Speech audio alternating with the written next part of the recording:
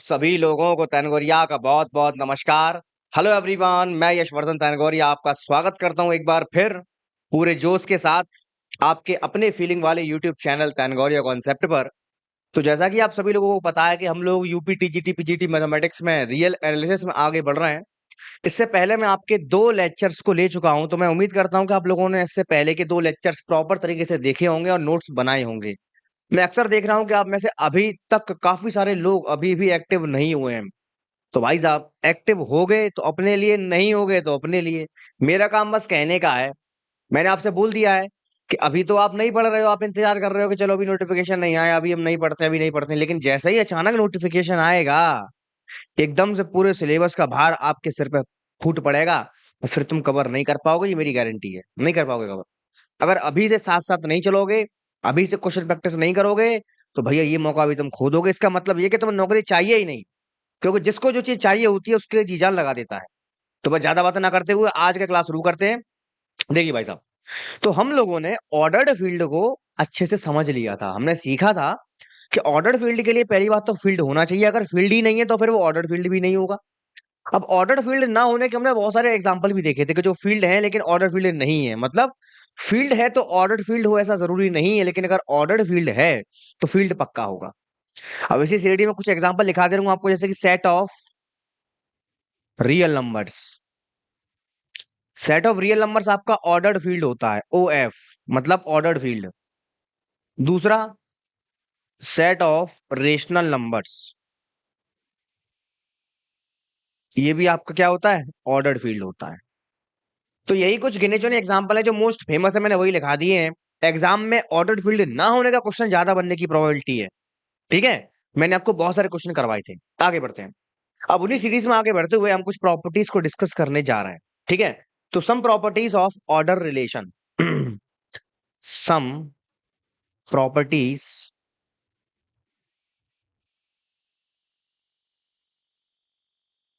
Some properties of order relation. Order relation देखो, बहुत simple property है जो आप बचपन से पढ़ते आए हो, वही प्रॉपर्टी है, तो इनमें हम ज्यादा दिमाग नहीं लगाएंगे और बहुत जल्दी जल्दी इनको हम कवर करेंगे।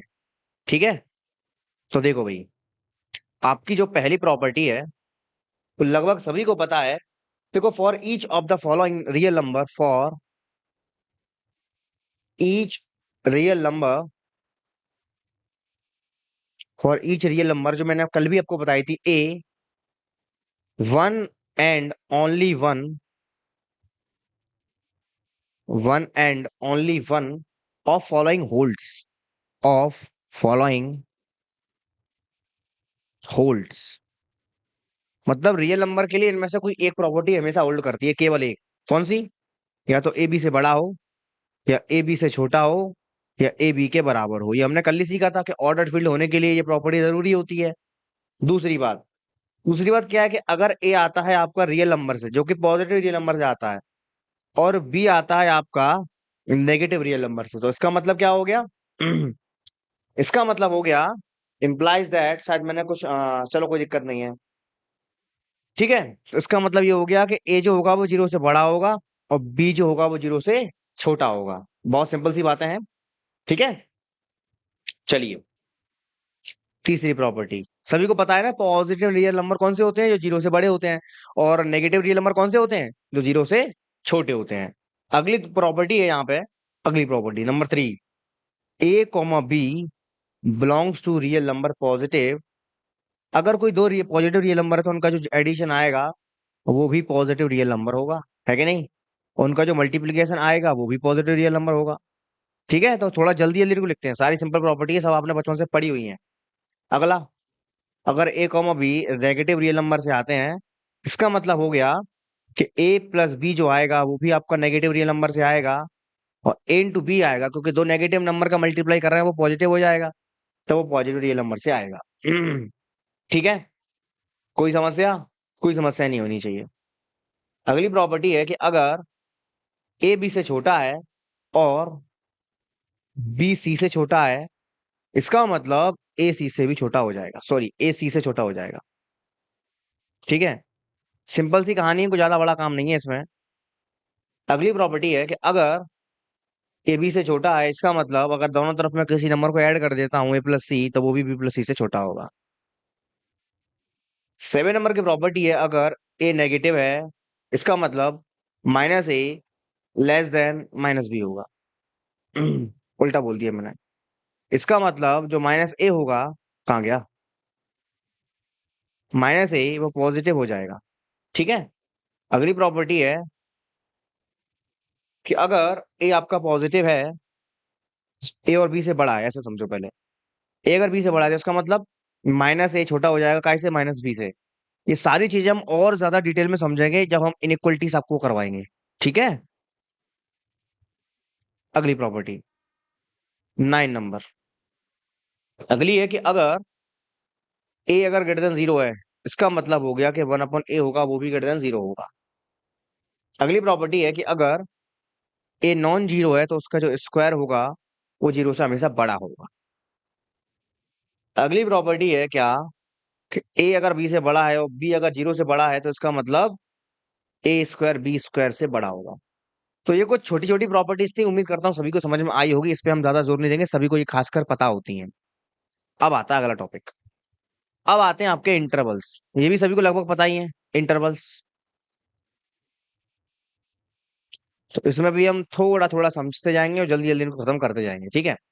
इंटरवल क्या होता है, देखो, the set of all real numbers, the set of all real numbers lying between any two real number, lying between any two real number, मतलब अगर किन्हीं दो रियल नंबर के बीच में कितने रियल नंबर आ रहे हैं उन सभी का समुच्चय इंटरवल कहलाता है ना, with real number A and B. ठीक है। विद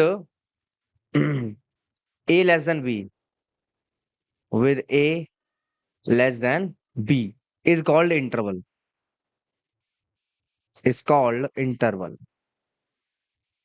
ठीक। कोई समस्या? इसको आप ऐसे समझ सकते हो, जैसे कि ये एक रियल लाइन है और यहाँ एक पॉइंट ए है और यहाँ एक पॉइंट बी है। तो इन दोनों रियल नंबर के बीच में जितने नंबर आ रहे हैं ये सारे, ये एक इंटरवल बनाएगा। ठीक है। This is called an interval. लगभग सभी को पता होता है, यहाँ होता है प्लस इन्फिनिटी, यहाँ होता है माइनस इन्फिनिटी। ठीक। आगे बढ़े भैया, चलिए आगे बढ़ते हैं। अब इंटरवल के कुछ प्रकार आते हैं। पहला आपका आता है ओपन इंटरवल। ओपन इंटरवल, ये भी सभी को लगभग पता ही होता है। ये इंटरवल कैसा होता है, इसके अंदर वे सारे ए और बी आते हैं इस प्रकार से कि जहां पे ए और बी हमारे इंक्लूड नहीं होते हैं, मतलब ए और बी के बीच के सारे नंबर आते हैं। ठीक है। इसको समझने के लिए आप ऐसा कर सकते हो, जैसे ये ए है, ये बी है, तो ए और बी को छोड़ दो, इसके बीच में जो आ रहे हैं ये सारे नंबर, ये सारे नंबर होते हैं कौन से, open interval A and B. अब मैथमेटिक्स की भाषा में ओपन इंटरवल को हम ऐसे भी दिखाते हैं, ए कॉमा बी। ठीक है। तो एक एक चीज जरूरी होती है। अगर देखो ये चीज ऐसे मैथमेटिकली लैंग्वेज में कैसे लिखी जा सकती है, ये चीज देखो, ये सारी चीजें तुम्हारी बेसिक चल रही हैं, मतलब आगे जब रियल एनालिसिस आप पढ़ोगे तो उसमें इनके बिना अगर आप कहीं लिखा देख लिया आपने तो कैसे समझोगे इसका मतलब क्या है। तो वो बता रहे हैं, यहाँ पर ए जो है, एक्स जो है ए और बी के बीच में लाई करता है। अब ओपन इंटरवल को मैथमेटिकली इस तरीके से और दिखा सकते हैं। ठीक है, सभी को पता है लगभग।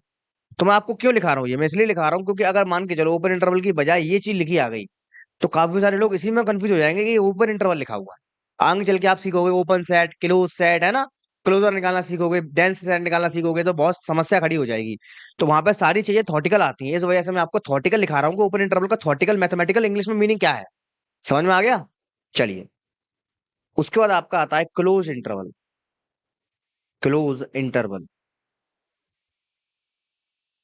अब इसमें क्या करेंगे हम लोग, इसमें हम बाउंड्री को इंक्लूड कर रहे हैं, मतलब जो ए और बी हमने छोड़ दिए थे इसमें इंक्लूड कर लो, ऐसे हो जाएगा ये, सच दैट कि अब हमारे पास ए और जो बी है वो एस के अंदर आ जाएंगे। ठीक है। इसको दिखाते कैसे हैं, इसी को ऐसे ही दिखाते हैं। अब इसको ऐसे रिप्रेजेंट करते हैं कि वे सारे एक्स जो रियल नंबर से आते हैं इस प्रकार हैं, कैसे हैं कि ए का वैल्यू एक्स या एक्स के छोटा है और बी का वैल्यू एक्स से बड़ा है, मतलब एक्स से भी वैल्यू जो ए और बी इंक्लूड करके चल रहे हैं, यहाँ पे इक्वलिटी आ गई है। ठीक है, बहुत अच्छे। अब देखो इसी बात को एक तरीके से और लिखा आ सकता है, मैं आपको अलग अलग तरीके सिखा रहा हूँ क्योंकि रियल एनालिसिस में ये आपको मैं भी हथियार पकड़ा रहा हूँ। कैसे?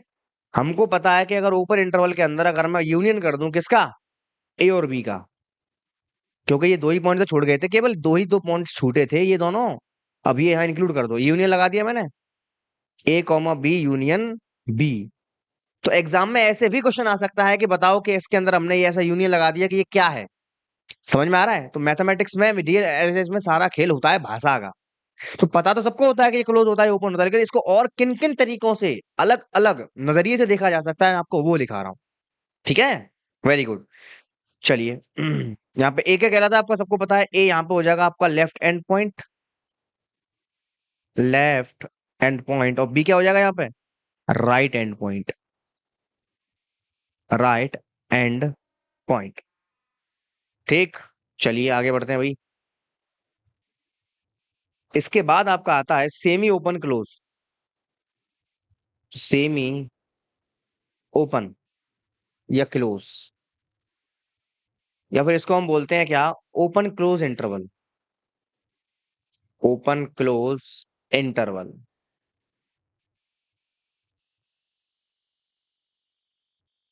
बहुत सिंपल है भैया। इसमें क्या होता है, इसमें कोई एक साइड से ओपन होता है, पहले ओपन लिखा है ना तो पहले इसको ओपन कर देंगे लाइक दैट, देखो कैसे, ऐसे करके ए कॉमा बी टाइप का, ये बी पे क्लोज होता है। ठीक है, ओपन क्लोज इसीलिए इसको बोला जा रहा है, क्योंकि जब तक बेसिक से आप नहीं समझोगे तब तक समझ में आएगा नहीं, ये हो गया। ठीक है, अब यहाँ पे क्या क्वालिटी क्या है कि ए तो नहीं आएगा इसके अंदर लेकिन बी इसके अंदर आ जाएगा, बस हो गया।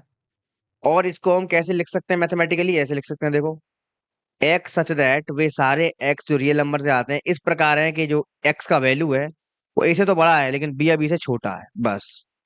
इस पूरी कहानी को ऐसे लिखा जा सकता है। इसके बाद आपका आता है close open, last, close open interval, close open interval.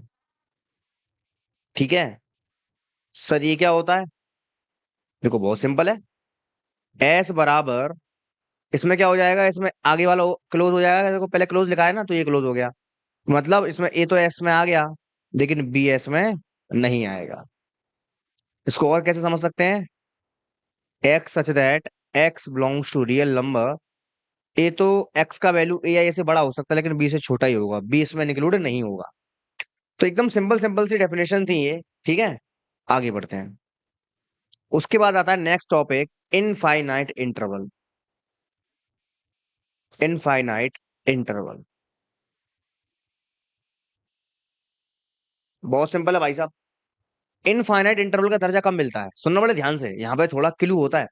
Infinite interval का मतलब है कि यहाँ पे कोई एक, यहाँ पे इन्फिनिटी इसके अंदर कंटेन हो जाए, जैसे कि इफ ए बराबर माइनस इन्फिनिटी और प्लस इन्फिनिटी, है ना, या तो ऐसा हो जाए या फिर बी बराबर ऐसा हो जाए। ठीक है, दोनों ही में से कुछ भी हो सकता है, तो then it's called infinite interval. या तो दोनों ऐसे ही हो जाए लाइक दैट, माइनस इन्फिनिटी से इन्फिनिटी, ठीक है, या फिर ऐसे हो जाए ए कॉमा इन्फिनिटी, है ना, ऐसे मतलब कुछ भी, कम से कम एक इन्फिनिटी तो आ ही जाए उसके अंदर, दोनों आ जाए तो भी कोई दिक्कत नहीं है। तो ऐसे इंटरवल को बोलते हैं हम लोग इनफाइनाइट इंटरवल, इनफाइनाइट इंटरवल। ठीक, बहुत बढ़िया। उसके बाद आते हैं आपके कौन से, फाइनाइट इंटरवल, फाइनाइट इंटरवल।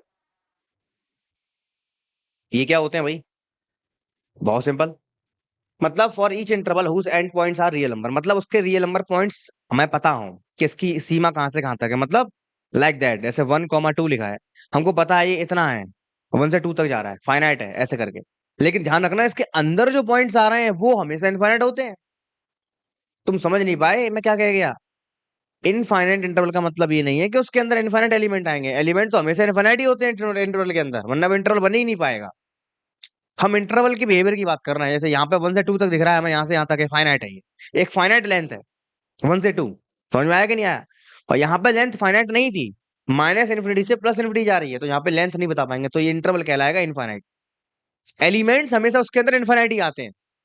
ठीक है, चलिए। तो देखो, for each interval whose end points whose end points, हर एक ऐसा इंटरवल जिसके एंड पॉइंट्स रियल नंबर हो, are real number A and B. ठीक है, the length of the interval is the length of the interval the length of the interval is B minus A. हमें सबको पता है कैसे निकालते हैं लेंथ को। ठीक है, पीछे वाले में से आगे वाला माइनस कर दो। Then it is called finite interval. Then it is called finite interval. ठीक है भाई साहब, अब सुनना बड़े ध्यान से, एक नोट लिखा रहा हूं तुम्हें। वो नोट क्या है? नोट, वो नोट यही है कि देखो, every interval is an infinite set. मैंने अभी बोला ना, हर एक इंटरवल के अंदर इनफाइनाइट एलिमेंट आते हैं, but every infinite set is not an interval. ये बहुत बहुत गहरा या मैं नोट दिखा रहा हूं मैं तुम्हें, इसको मैं दूंगा triple star rating. Every every interval is an every interval is an infinite set. Infinite set, हर एक इंटरवल एक इनफाइनाइट सेट होता है, but but every infinite set is not an interval. Every infinite set infinite set is not an interval. Sir ये आपने क्या बोल दिया? मतलब हर एक इंटरवल एक इनफाइनाइट सेट तो होता है, ये बात ऐसी है तो ऐसी है, लेकिन अगर इनफाइनाइट सेट है तो इंटरवल हो जरूरी नहीं है। एग्जांपल तुम्हारे सामने है, ये रहा, देखो example. Set of natural number की बात करूं, 1 2 3, ये देखो तुम सबको पता है ये एक इनफाइनाइट सेट होता है कि नहीं? इसके अंदर अनंत एलिमेंट है, लेकिन ये इंटरवल नहीं है। इंटरवल क्यों नहीं है? क्योंकि इंटरवल की खासियत थी कि नहीं, दो पॉइंट्स को अगर मैं पकड़ लूं तो उसके बीच के सारे उस इंटरवल में आते हैं। लेकिन यहाँ पे क्या हो रहा है, यहाँ पे अगर मैं 1 और 2 को पकड़ लूं तो 1 और 2 के बीच में तो कुछ है ही नहीं है। क्यों? क्योंकि नेचुरल नंबर तो डायरेक्ट डिस्क्रीट होते हैं।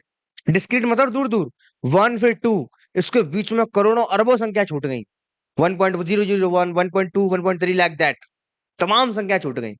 इसका मतलब हर एक इंटरवल एक इनफाइनाइट सेट तो होता है, लेकिन इनफाइनाइट सेट हमेशा इंटरवल हो जरूरी ऐसा नहीं है। इसीलिए मैंने सब लिखा है, ये एग्जाम में डायरेक्ट स्टेटमेंट पूछा जा सकता है। ये छोटी छोटी चीजें कराने का यही एक उद्देश्य है, क्योंकि एग्जाम के आप इस बार को पैटर्न को देखना है। इस बार आप सिलेबस अपडेट हुआ है। अब पहले ऐसा पेपर आएगा, ये बात तुम छोड़ दो, जैसा अभी आया था थोड़ी देर पहले वैसा नहीं आएगा। एलटी ग्रेड को ये टक्कर देगा, ध्यान रखना। ढंग से गहराई से नहीं पढ़ोगे, कहानी खत्म हो जाएगी। यही आखिरी मौका है, तुम ये भी नहीं ले पाओगे, बता रहा हूं मैं तुम्हें। समझ गए? क्योंकि इंटरवल होने के लिए कहीं दो पॉइंट्स के बीच के अनंत पॉइंट उसके अंदर आने चाहिए, लेकिन यहाँ पे तो अनंत पॉइंट है ही नहीं है, यहाँ पे इसके बीच में कुछ है ही नहीं है, ये इंटरवल नहीं बन पाएगा। ठीक है, वेरी गुड। उसके बाद आता है absolute value.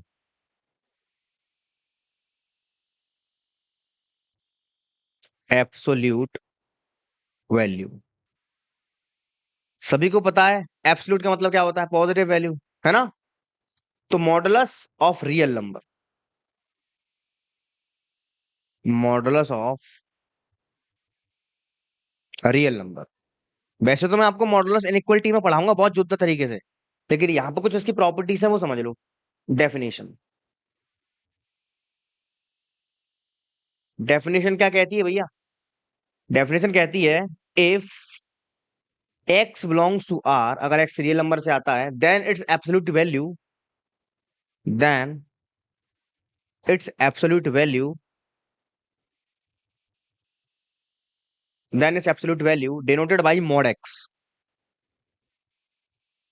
Denoted by mod X, and defined as, और डिफाइन कैसे करी जाती है देखो ध्यान से। मॉड एक्स बराबर, सभी को पता है कि नहीं पता है बोलो? एक्स खुलता है जब, एक्स मॉड एक्स का खुलता है, ऐसा तब खुलता है जब एक्स का वैल्यू 0 0 से बड़ा हो। अब यही एक्स माइनस एक्स कब खुलता है? जब एक्स केवल 0 से छोटा होता है। ठीक है, समझ में आ गया? Very good. अब इसी की कुछ प्रॉपर्टीज आपको लिखा रहा हूं। अब एक नोट करके लिखना। वो नोट क्या है सुनो। नोट ये है कि अगर ए बी के बराबर है तो इसका मतलब मॉड ए बराबर होगा मॉड बी के। लेकिन बट अगर मॉड ए बराबर है मॉड बी के तो इसका मतलब ये कतई नहीं है कि ए बराबर बी होगा। देख रहे हो, इतनी छोटी छोटी बातें, ऐसे क्वेश्चन बनता है इनसे। ये भी डबल स्टार है भैया। अब जल्दबाजी में दिमाग काम करता नहीं है, एग्जाम के समय में प्रेशर बहुत होता है। वहां लिखा होता है कि मॉड ए बराबर मॉड बी का मतलब ए बराबर बी नहीं है। ऐसा क्यों? देखो, अगर मान के चलो मैंने ले लिया मॉड के अंदर 5 बराबर मॉड के अंदर -5, सभी को पता है दोनों का मॉड बराबर होगा। लेकिन अगर ये ए है ये बी है तो क्या ए बी के बराबर है? नहीं है। 5 - 5 के बराबर नहीं होता है। तो मतलब मॉड मॉड अगर दे रखा है तो हम इससे ये नहीं कह पाएंगे कि ए बी के बराबर है। लेकिन अगर ए बी के बराबर है तो मॉड पक्का बराबर होगा। It is clear? Good, well done. अगला आता है भैया, कहाँ गया? देखो, अगली प्रॉपर्टी आती है नोट। सभी को पता है कि मॉड एक्स हमेशा 0 या 0 से बड़ा होता है ऑलवेज। ठीक है, X belongs to real number, सभी के लिए ऐसा होता है। अब पहली property very important. Mod X का क्या मतलब है? मॉड एक्स हमेशा ध्यान रखना मैक्सिमम वैल्यू होती है -x और x की। एक वेरी वेरी इंपॉर्टेंट प्रॉपर्टी ये भी। कैसे? मान के चलो मॉड के अंदर मैं लिख लिया 5 है तो ये मैक्सिमम होगा किसका? 5 का और -5 का। देखो इन दोनों में बड़ा कौन है? 5 बड़ा है ना, ये आ गया। तो एग्जाम में ना ये प्रॉपर्टी डायरेक्ट लिखी आई है ऐसे करके। अब तुम्हें बताना निम्नलिखित में से कौन सी सही है। तो भैया, अगर तुम्हें पता नहीं होगा, तुम जल्दबाजी में गलत ठोंके आओगे, कहानी खत्म हो जाएगी। ठीक है, चलिए। दूसरी बात, मॉड एक्स का वैल्यू हमेशा एक्स या एक्स से बड़ा होता है। कैसे? अगर मान के चलो एक्स के मैं ले लिया -3, इसका मॉड निकालो, हमेशा पॉजिटिव आएगा। तो क्या समझ रहे हो, यहाँ पे मॉड इस 3 से बड़ा है। अगर मैं एक्स के वैल्यू 3 लेता तो मॉड कितना आता? तो मॉड 3 आ जाता। तो मतलब बराबर भी हो सकता है और बड़ा भी हो सकता है, कभी भी छोटा नहीं होगा, इसलिए ऐसा लिखा हुआ है। दूसरा, X greater than equal to minus of mod X. अब सुनो ध्यान से। अब मैंने क्या किया, इस पूरी कहानी को उल्टा कर दिया। उल्टा सर कैसे कर दिया? देखो ऐसे कर दिया। मतलब जो एक्स होता है वो हमेशा माइनस के मॉड एक्स से बड़ा होता है या उसके बराबर। ऐसे एग्जांपल, एक्स वाला ले लिया तुमने 2, मॉड एक्स क्या आएगा इसका? 2। माइनस लगाओ यहाँ पे, तो 2 हमेशा बड़ा आएगा कैसे? -2 से, है ना? तो इक्वलिटी यहाँ पे ये होल्ड हो गया। इक्वलिटी कैसे होल्ड होगी? इक्वलिटी भी होल्ड हो जाएगी। अगर एक्स की है तो ले लो -2, है ना? इसका मॉड निकालो अब। तो मोड के अंदर -2 तो +2 हो जाएगा, लेकिन एक माइनस फिर से लगा रहे हैं हम लोग, तो आ गया -2। अब ये बराबर हो गया। तो मतलब अगर एक्स लिखा है तो वो हमेशा बड़ा होगा या बराबर होगा माइनस के मॉड एक्स से। अगर माइनस नहीं है तो मॉड एक्स हमेशा बड़ा होगा या बराबर होगा एक्स के। तो ये छोटी छोटी प्रॉपर्टी ऑब्जेक्टिव में बन के आएंगी और वो तुम्हें दिमाग खराब कर देंगी अगर तुम उनको ढंग से नहीं समझोगे तो। अगली, ये सभी को पता होती है वाली, मॉड एक्स बराबर होता है माइनस मॉड एक्स के। और चाहे तो मॉड एक्स का होल स्क्वायर कर दो, चाहे एक्स स्क्वायर का मॉड कर दो, चाहे तुम एक्स स्क्वायर कर दो। ये सारी बातें आपस में बराबर होती हैं, सभी को पता है। मैं हर एक बात पे इतना जोर नहीं दूंगा, जो पता है सबको वो पता ही है, अच्छी बात है। ठीक है, for all X comma Y belongs to R, mod of X Y बराबर, अलग अलग मॉड खुलता है। ठीक है, mod X into mod Y. सातवां, mod X minus Y greater than equal to होता है मॉड के अंदर mod X minus mod Y के मॉड के। ठीक है, ये प्रॉपर्टी आपको ध्यान रखनी है, डायरेक्ट रिजल्ट पूछा जाता है डायरेक्ट। मैं बार बार आपसे कह रहा हूं, एक्स प्लस वाई का मॉड सभी को ये तो पता होती है। Mod X plus mod Y, इसको क्या बोलते हैं? Triangle inequality. ये वेरी वेरी इंपॉर्टेंट है, ट्रायंगल इनइक्वलिटी। ठीक, उम्मीद करता हूं यहां तक समझ में आया होगा। अब शुरू करते हैं यहां से एक बहुत ही इंटरेस्टिंग सी कहानी, जिसका नाम है bounded and unbounded set. Bounded and unbounded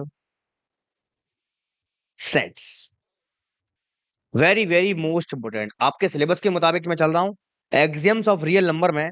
इसके बाद एक और लेक्चर आएगा, बस सो ही खत्म हो जाएगा।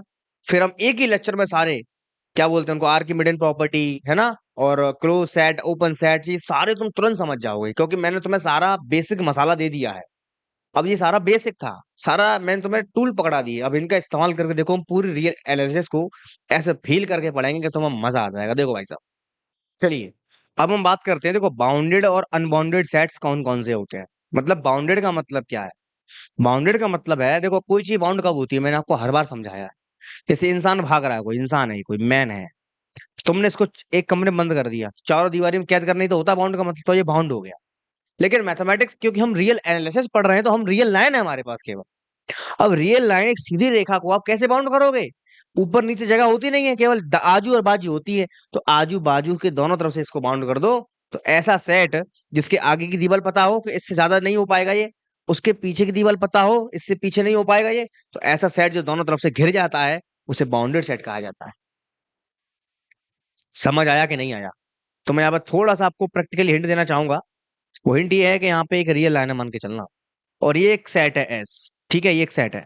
अगर मुझे इसके आगे की बाउंड्री पता चल गई, ये मैक्सिमम दीवाल, और ये मिनिमम दीवाल, इससे कम नहीं होगा, इससे ज्यादा नहीं होगा, तो ऐसा सेट कहलाता है भैया बाउंडेड सेट। क्या कहलाता है ये? बाउंडेड सेट कहलाता है। ठीक है। अब इसमें कुछ नाम और होते हैं, वो नाम क्या है सर? वो नाम ये है कि आगे वाली दीवार को बोलते हैं हम upper bound, upper bound of set. इसको बोलते हैं सर हम लोअर बाउंड। अच्छा, लेकिन ध्यान रखना, बाउंडेड का दर्जा तभी और तभी मिलेगा, बाउंडेड का दर्जा तभी मिलेगा जब दोनों दीवार हमारे पास होंगी। सर क्या होगा अगर कोई एक ही दीवार हुई तो अगर तुम्हारे पास केवल एक आगे की दीवार आई तो उस सेट को हम बाउंडेड नहीं कहेंगे, उसको बोलेंगे अपर बाउंडेड सेट। मतलब ऊपर से बाउंड हो गया, इससे आगे नहीं बढ़ पाएगा, अपर बाउंडेड सेट। या फिर इसका दूसरा नाम होता है बाउंडेड अबव सेट। अबव मतलब ऊपर से। ठीक है। वैसे ही अगर आपको किसी सेट की केवल पीछे की दीवार पता है, आगे की नहीं पता है, इसको बोलते हैं लोअर बाउंडेड सेट। मैं आपको एक मोटा मोटा आइडिया दे रहा हूं। या फिर bounded below set, bounded below. यहां तक कोई समस्या? अब आते हैं हम एक्चुअल डेफिनेशन के ऊपर कि एक्चुअल डेफिनेशन क्या है। मैंने आपको आइडिया दे दिया। चलो भैया, तो upper bound and lower bound above set है ना। Upper bounded, upper bounded and bounded above set, bounded above set. आ जाओ भाई। ठीक है। अच्छा सर, फिर अनबाउंडेड किसे कहेंगे? ध्यान रखना, अनबाउंडेड हम उसको बोलेंगे जिसको हम बता नहीं सकते कि बाउंड हो रहा है कि नहीं हो रहा। मतलब यहां पर अगर दोनों में से कोई एक दीवार गायब हो गई तो फिर उसको अनबाउंडेड कहा जाएगा, ना कि बाउंडेड। बाउंडेड तभी बोल पाएंगे जब दोनों दीवार पता हो। अब यहाँ पे लिखा है अपर बाउंडेड सेट, तो इसका मतलब ये अनबाउंडेड की श्रेणी में चला गया। ठीक है, अपर बाउंड का मतलब केवल आगे से बाउंड हो रहा है, पीछे से बाउंड नहीं हो रहा है, इसका मतलब अनबाउंडेड हो गया ये। समझ गए? ठीक है। तो मतलब हम बाउंडेड का दर्जा कब देते हैं? जब दोनों बाउंड हमें पता हो। अगर कोई एक ही पता है, मान के चलो अगर कोई सेट हमारा बाउंडेड अबव है, तो ऑटोमेटिक वो अपने आप में अनबाउंडेड भी होगा।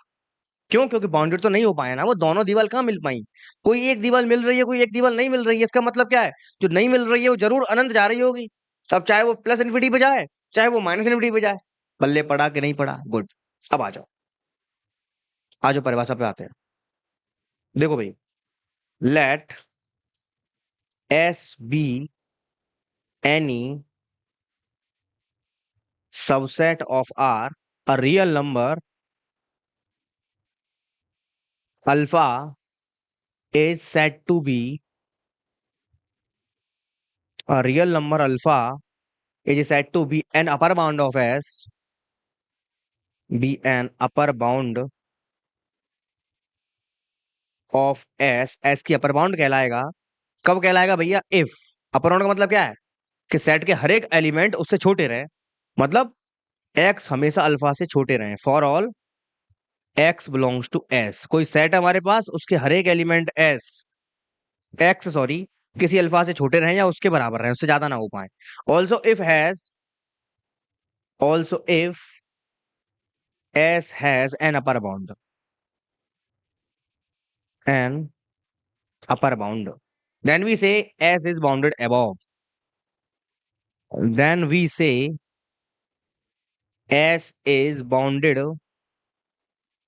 अबव। ठीक भैया, कोई समस्या? कोई समस्या नहीं होनी चाहिए। आगे बढ़े। अगला आता है, अगला आता है आपका lower bound and bounded above set. Lower bounded, या लोअर बाउंड ही रहने दो, lower bound and bounded below set. Bounded, ठीक है, ये क्या होता है सर? मैंने आपको सब समझा दिया है, अब मुझे सिर्फ मैथमेटिकली रिप्रेजेंट करना है आपके सामने। देखो भाई, let S be any subset of R a real number beta, a real number beta is said to be an lower bound, is said to be a lower bound, a lower bound of s if, a lower bound कब कहलाएगा? कि जब x के सारे value उस beta से बड़े हों या उसके बराबर हों, फॉर ऑल उससे छोटा कोई ना हो। ठीक है, तो इसको बोलते हैं हम लोअर बाउंड, या फिर then if s has a lower bound, a lower bound, then s is called, then S is called, क्या कहलाता है भैया? वो bounded below set, bounded below set. कोई समस्या? कोई समस्या नहीं होगी। उसके बाद आता है आपका बाउंडेड सेट, मतलब एक ऐसा सेट जिसकी आपको दोनों बाउंड्स पता हो। इसको मैं एकदम शॉर्टकट में लिख दूंगा, कैसे? कि अपर बाउंड पता हो और लोअर बाउंड भी पता हो, दोनों मिले हैं हमें, तो इसका मतलब कोई सेट एस है, वो बाउंडेड कहलाएगा। कैसा कहलाएगा? Bounded set. कोई एक भी मिसिंग हो गई तो वो अनबाउंडेड कहलाएगा। लिख दे रहा हूं, if any one is missing, any one is missing, अगर कोई एक भी मिसिंग हो गई, इसका मतलब एस इज अनबाउंडेड। ठीक है भैया, आगे चलें। चलिए आगे बढ़ते हैं। इसके बाद एक एग्जांपल से समझिए, एक बहुत ही प्यारा सा मैंने एग्जांपल आपको दिया है। ये रहा एग्जांपल, एस बराबर 1,1/2, 1/3 एंड सो ऑन, ये सेट है। और एक और बात तो मैं लिखाना चाहूंगा, वेरी वेरी इंपॉर्टेंट। वो बात क्या है, वो सुनो ध्यान से। अपर बाउंड और लोअर बाउंड सेट एस से हमेशा मिले ऐसा जरूरी नहीं है, उस सेट के बाहर भी मिल सकती हैं। लिखो यहां पे, अपर या लोअर बाउंड हमेशा सेट एस में मिले जरूरी नहीं। ठीक है, वो बाहर भी हो सकती हैं, वो बाहर भी हो सकते हैं। वेरी वेरी मोस्ट इंपोर्टेंट बात मैंने यहाँ लिखी है। अब जो यहाँ पे इसको इम्प्लाई कैसे करना है, अब ध्यान से देखना। इस सेट की मुझे पता करना है सेट बाउंडेड है या नहीं। पहला अवयव 1, दूसरा 1/2, तीसरा 1/3। फीलिंग आ चुकी है रे, कोई भी एलिमेंट 1 से बड़ा नहीं हो पाएगा, सब 1 से छोटे ही हो रहे हैं। इसका मतलब सबसे बड़ी वैल्यू अल्फा वो 1 हो गई। यहाँ लिखेंगे यहाँ पे क्या, अल्फा बराबर 1। ये क्या होगी आपकी? ये होगी आपकी upper bound, U B. Sir lower bound क्या होगी? अब सभी को एक चीज अच्छे से पता है, सर वो चीज क्या है? इस सेट के एलिमेंट कम होते जा रहे हैं, कम होते जा रहे हैं, अनंत तक जाएंगे। अब फीलिंग करना, इसके बट्टे में 1 लाख भी आएगा, 1 करोड़ भी आएगा, 10 करोड़ भी आएगा, मतलब 0.00000 समथिंग आएंगे। इसकी शक्ल देखो, अगर मैं इसका ग्राफ बना के आपको दिखाऊं, तो यहाँ कुछ ऐसा हो रहा है, ये 0, ये 1, ये 2, और ये नंबर सारे छोटे होते जा रहे हैं। मतलब अब ध्यान से देखना, 1 से कुदी मार के गया कहाँ पे? यहाँ पे उल्टा लिख दिया मैंने, यहाँ 2 नहीं आएगा, यहाँ पे 1/2 आएगा। ठीक है, 1 से कुदी मार के गया सीधे 1/2 पे, फिर 1/3, फिर 1 और छोटा होता जा रहा है, छोटा होता जा रहा है, लगभग लगभग लगभग इस जीरो के आजू बाजू पहुंच रहा है, यहां पहुंचेगा, बहुत नजदीक पहुंचेगा। कभी जीरो नहीं होगा। क्यों नहीं होगा जीरो? अगर जीरो हो गया तो ये चीज मैथमेटिकली डिफाइन ही नहीं, अनडिफाइन हो जाएगा भैया। समझ में आया? नॉट डिफाइन है ये। इसका मतलब ये कभी भी जीरो तक नहीं पहुंचेगा ना, जीरो को क्रॉस करेगा।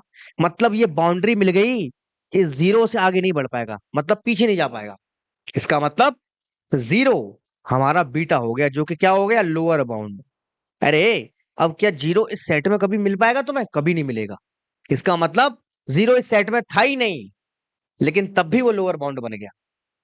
तो this is what that I am saying to you, it is not necessary that upper bound and lower bound always belong to the set.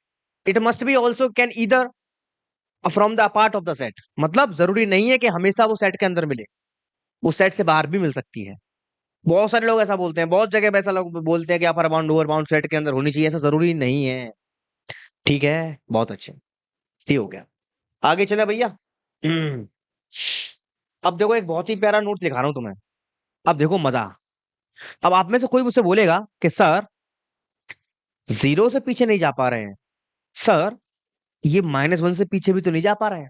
सोचो, तुम सोचोगे, मुझे मालूम है, क्योंकि यहाँ पे -1 बैठा है, क्या -1 से पीछे हो पाएगा? नहीं हो पाएगा। -2 भी तो बैठा है, -3 भी तो बैठा है।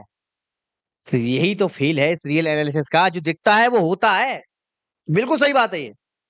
तो इस हिसाब से सर इसकी तो अनंत लोअर बाउंड बन गई। लोअर बाउंड क्या मतलब क्या है, कि सेट का कोई भी वैल्यू उससे छोटा ना हो पाए। तो यहाँ तो जीरो के अलावा भी तमाम ऐसे तुम्हें नंबर मिलेंगे जिनसे सेट का वैल्यू हमेशा बड़ा ही रहेगा, उनसे कभी चोट पीछे नहीं जा पाएगा। तो yes, it is clear, very very अच्छी बात है ये, ऐसा संभव है।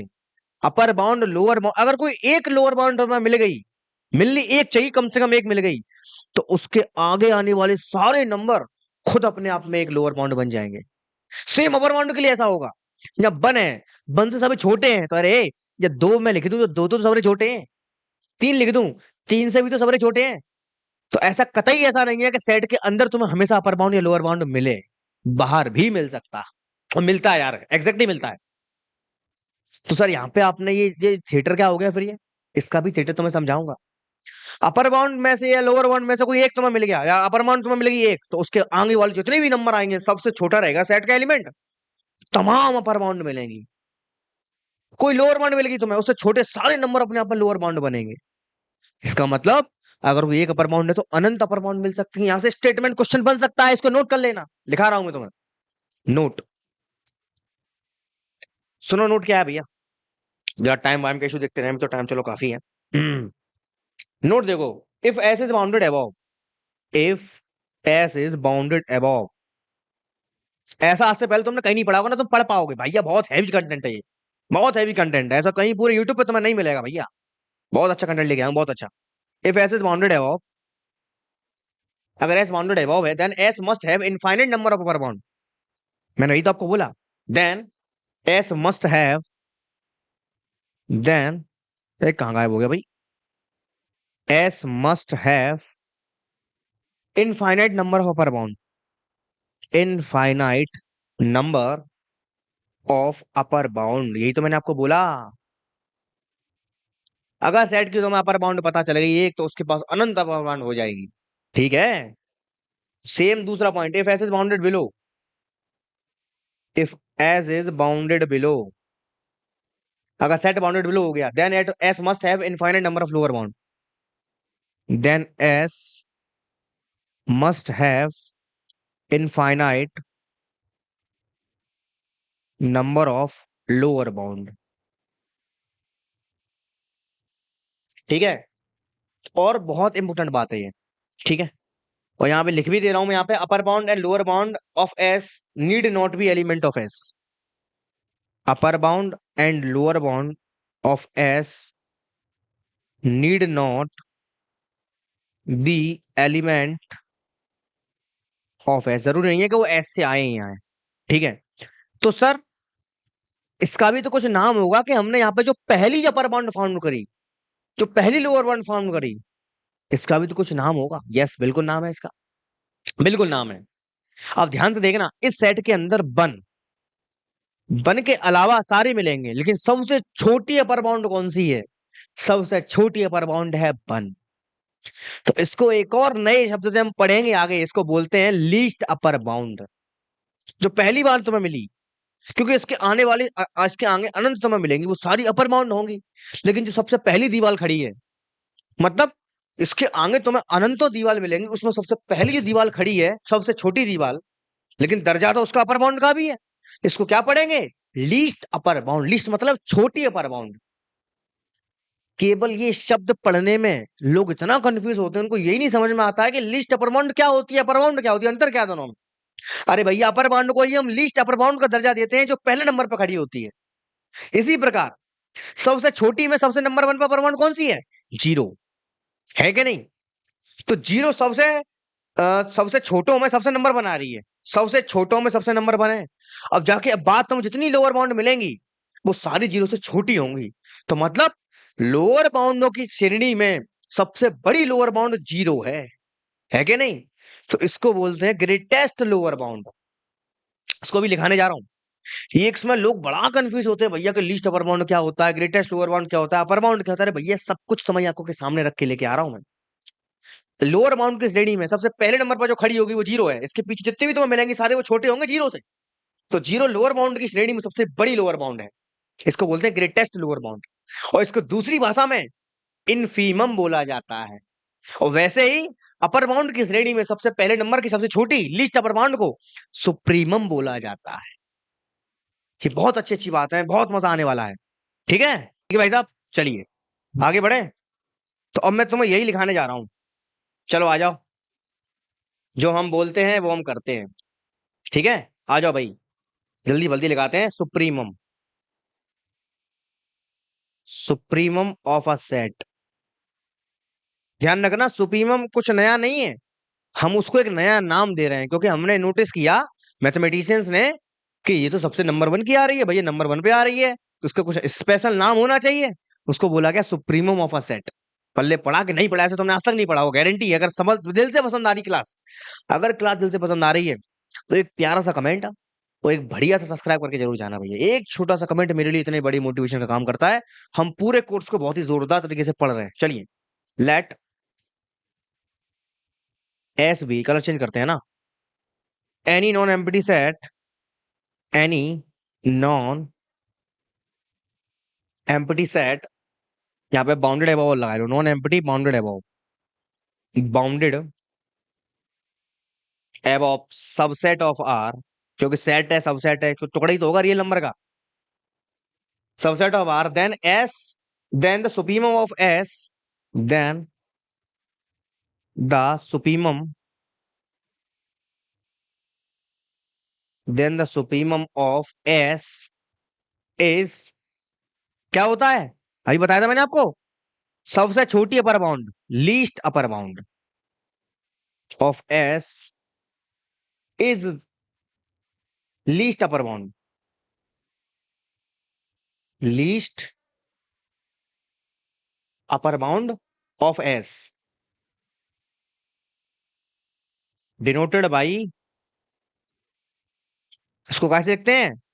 एस बार से ऊपर लगाए दो बार, या सुप्रीमम ऑफ एस। तो पेपर में ऐसे तमाम सवाल आते हैं, 99% लोग यही नहीं समझ पाते इसमें पूछा गया है। समझ में आ गया? सुप्रीमम मतलब हमारी प्राथमिकता हमेशा पहले वाले को होती है, चाहे वो छोटे में पहला हो चाहे वो बड़े में पहला हो। इसीलिए सारे सवालों का उत्तर हम केवल सबसे नजदीक सबसे प्रथम वाले को लिखते हैं। जैसे मैंने अभी इसमें वन लिखा था ना और जीरो लिखा था, यही सबसे प्राथमिक, इन्हीं को प्राथमिकता दी जाती है। लेकिन सवाल घुमा के कैसे भी पूछ सकता है, तो तुम्हें हर तरह से बहुआयामी सोच होनी चाहिए, तुम्हारी बीएड करके आए हो। ठीक है, चलिए फिर आता है infimum, infimum of a set. Sir ये क्या होता है? देखो अभी तो मजा आता है, देखो क्या होता है। Let S be a non empty, let S be any non empty bounded below subset of are,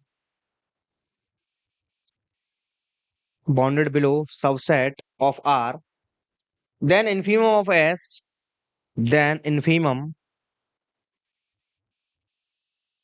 of S. S का जो इनफीमम होगा is the greatest lower bound, है ना? Is the greatest lower bound. वो क्या होता है? सबसे बड़ी, सबसे छोटी दीवार, लेकिन नाम बहुत कंफ्यूजन होती है इसमें लोगों को। मैंने तुम्हें इतने प्यार से हंसते खेलते समझा दिया है कि नहीं? Greatest lower bound of S denoted by, कैसे लिखेंगे इसको? INF of S. बोलो पल्ले पड़ा कि नहीं पड़ा? बोलो मजा आया? Very good. अब यहाँ पे एक बहुत ही प्यारी प्रॉपर्टी है, वो है ऑर्डर कंप्लीटनेस प्रॉपर्टी। उसको देखते हैं, फिर फटाफट से सवाल करेंगे और फटाफट से वीडियो को फिनिश करते हैं। चलिए, यहाँ पे एक चीज आती है, वो क्या है? देखो, order completeness property, order completeness property. अभी मेरे व्यूज नहीं आ रहे हैं मुझे पता है, अभी मेरे लाइक्स नहीं आ रहे हैं मुझे पता है, लेकिन मुझे इतना पता है, इतना भरोसा है, एक समय ऐसा जरूर आएगा कि जब सारी दुनिया मेरे कंटेंट की सराहना कर रही होगी। अभी आप, मुझे पता है आप लोग उसकी वैल्यू नहीं करोगे, है ना? कोई बात नहीं, कोई और आएगा वो करेगा। जिसकी समझ में एक बार आ गया, उसको समझ में आ जाएगा कि क्या करा रहा हूं मैं, क्या कंटेंट दे रहा हूँ। समझ में आया कि नहीं आया? कोई बात नहीं। Every non empty bounded below, every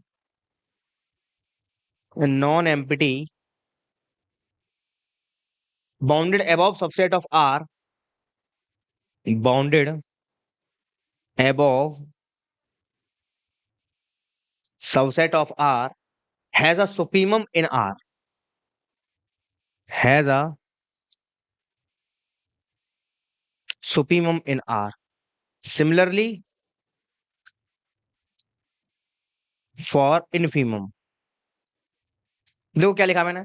order completeness property कहती है कि तुम्हारे पास कोई भी नॉन एम्प्टी सेट है, अगर वो बाउंडेड अबव है, मतलब आगे से बाउंड हो रहा है, तो जरूर उसके अंदर प्राथमिक दीवार होगी सबसे छोटी वाली। उसको क्या बोलते हैं? सुपीमम। तो इसका मतलब उसके पास एक सुपीमम होगा। इसी प्रकार से अगर कोई बाउंडेड बिलो सेट है, तो सबसे बड़ी इसमें लोअर बाउंड होगी, तो उसका मतलब उसके पास एक इन्फीमम होगा। तो एक प्रॉपर्टी होती है, हमेशा याद रखना है, इसको बोलते हैं ऑर्डर कंप्लीटनेस प्रॉपर्टी। एग्जाम में पूछ सकता है। अब बात करते हैं कुछ प्यारे प्यारे सवालों को लेकर के, कुछ बहुत अच्छे अच्छे सवालों की हम बात करते हैं। आ जाओ भैया। अब वो अच्छे अच्छे सवाल क्या हैं, चलिए आपको समझाते हैं। देखो भैया, और ध्यान रखना, यहाँ पे ये भी लिख दे रहा हूं मैं, एक चीज और सुन लो। इन्फीमम और सुपीमम हमेशा यूनिक होते हैं।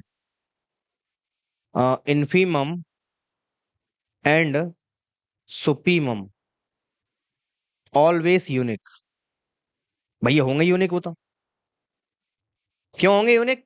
क्योंकि भैया सबसे प्राथमिक दीवार तो एक ही होगी ना, उसके बाद आगे की दूसरी हो जाएगी, वो तो सबसे पहली तो एक ही होगी ना। ऐसी ही सबसे लास्ट में सबसे छोटी और सबसे पहली सबसे एक होगी ना, इसलिए यूनिक होते हैं। और जरूरी नहीं है कि देखो, ये भी जरूरी नहीं है कि सेट से हो, मैं बता रहा हूँ, बार बार बता रहा हूँ। और जरूरी नहीं, जरूरी नहीं कि सेट से हो दोनों,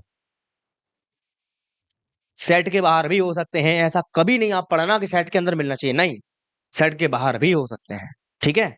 अब कुछ क्वेश्चंस को हम लोग करते हैं, प्यारी प्यारी क्वेश्चंस को, और वीडियो को खत्म करते हैं। आ जाओ भैया। देखो, क्वेश्चन है यहाँ पे एक, एस बराबर दिया हुआ है तुम्हें -2, -3/2, -4/3 and dot dot dot dot. इस सेट में आपको बताना है ये सेट बाउंडेड है कि नहीं है। अब देखो इसमें सोचा कैसे जाए, इसको थोड़ा ध्यान से देखो। ये सेट क्या दिख रहा है मुझे? यहाँ पे -2 आया। अब -3/2 का मतलब क्या है? ये वैल्यू -2 से बड़ी हो गई। नेगेटिव में तो उल्टा हो रहा है ना, बड़ी हो गई वैल्यू, फिर ये बड़ी होगी, फिर ये बड़ी होगी, मतलब -2 सबसे छोटी वैल्यू है।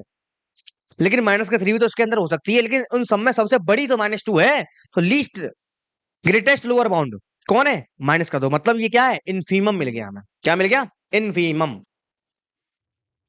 कितना मिल गया? -2। इसको हम बोल देते हैं ग्रेटेस्ट लोअर बाउंड, GLB। बहुत अच्छे। सर इसकी अपर बाउंड क्या होगी? Option upper bound. अब ऐसे तुम देख तो पाओगे नहीं, एक काम करो, थोड़ा जनरल करो इसको। क्या लिखा है? -के n+1/n। अगर यहाँ पे 1 ले दूं तो, है ना? अब n का अलग अलग डिवाइड लगा दो तो क्या बनेगा? ये बनेगा -1 + 1/n। मतलब ये पूरी कहानी जाएगी कहां पे? अगर मैं यहाँ पे लगाऊंगा लिमिट, या सीक्वेंस का तरीका लगा रहा हूँ यहाँ पे मैं। अब देखो मेरे पे अनंत पद है, अब अनंत पदों को इकट्ठा कैसे लगाएंगे? डायरेक्ट लिमिट का इस्तेमाल करके। तो limit n tends to infinity, ये 0 हो जाएगा, आंसर क्या आएगा? -1। मतलब ये पूरी कहानी कहाँ भाग रही है? -1 की तरफ जा रही है। -1 को कभी क्रॉस नहीं कर पाएगी। सबसे बड़ी वैल्यू कौन आई? -1। तो इसका जो सुप्रीमा आ गया, वो कितना आ गया? वो आ गया -1। कोई समस्या? दोनों मिल गए। इसका मतलब ये सेट कैसा हो गया? ये सेट हो गया बाउंडेड। कोई समस्या? कोई समस्या नहीं। पल्ले पड़ा कि नहीं पड़ा? आगे बढ़े। चलिए आगे बढ़ जाते हैं भैया। चलो भाई साहब आगे बढ़ते हैं। अगला क्वेश्चन है एस बराबर एक्स सच दैट एक्स बराबर -1 की power n into N, N belongs to natural number. तो पहले इसको थोड़ा खोल के देखते हैं सेट है कैसा दिखने में। देखो ये कुछ ऐसा आएगा, 1 रखोगे तो -1 मिलेगा, 2 रखोगे -2 मिलेगा, 3 रखोगे -3 मिलेगा, एंड सो ऑन, ऐसे ही तो आएगा ये। अब ध्यान से देखो भाई, अरे यहाँ पे हो क्या रहा है, -1 -2 छोटा हो गया, -3 और भी छोटा हो गया। सर सबसे बड़ी वैल्यू -1 है पहले नंबर की, बड़ी तो उससे जीरो भी होगा, लेकिन पहले नंबर भी कौन है, लीस्ट अपर बाउंड -1, मतलब इन्फीम ये सुप्रीमम मिल गया तुम्हें। कितना मिल गया? -1। सर छोटी गति होती जाएगी। अब देखो यहाँ पे कोई सीक्वेंस नहीं है, -2 -3 -4 एंड सो ऑन। ये सर पूरी कहानी माइनस इन्फिनिटी की तरफ भाग रही है। इसका मतलब इसकी हमें कोई भी एग्जैक्ट लोअर बाउंड नहीं मिल पाएगी, तो इसका केवल सुप्रीमम मिल पाया।